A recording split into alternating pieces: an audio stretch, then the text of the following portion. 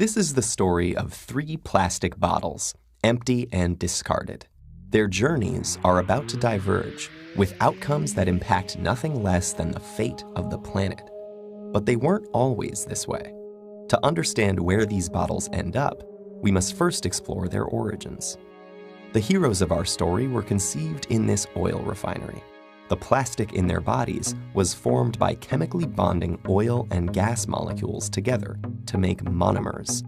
In turn, these monomers were bonded into long polymer chains to make plastic, in the form of millions of pellets. Those were melted at manufacturing plants and reformed in molds to create the resilient material that makes up the triplets' bodies. Machines filled the bottles with sweet, bubbly liquid, and they were then wrapped, shipped, bought, opened, consumed, and unceremoniously discarded. And now here they lie, poised at the edge of the unknown. Bottle 1, like hundreds of millions of tons of his plastic brethren, ends up in a landfill. This huge dump expands each day as more trash comes in and continues to take up space. As plastics sit there being compressed amongst layers of other junk, rainwater flows through the waste and absorbs the water-soluble compounds it contains, and some of those are highly toxic.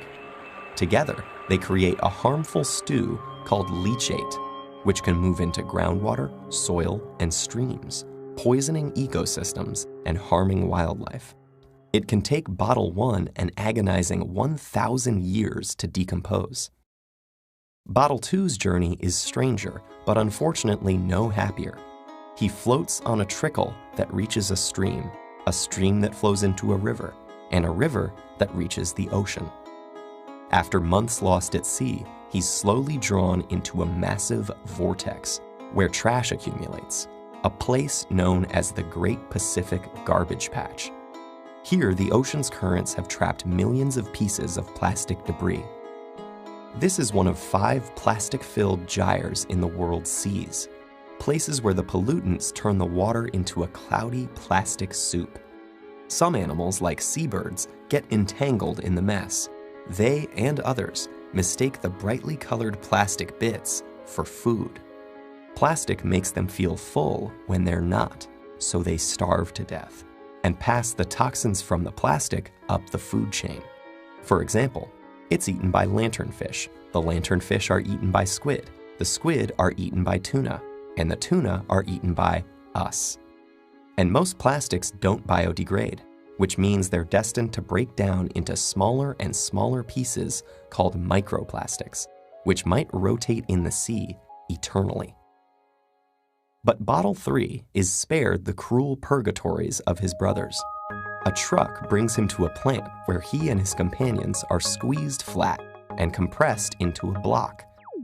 Okay, this sounds pretty bad too, but hang in there. It gets better.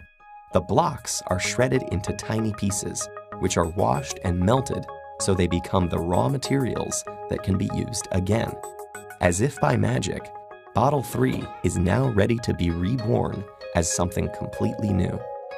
For this bit of plastic with such humble origins, suddenly, the sky is the limit.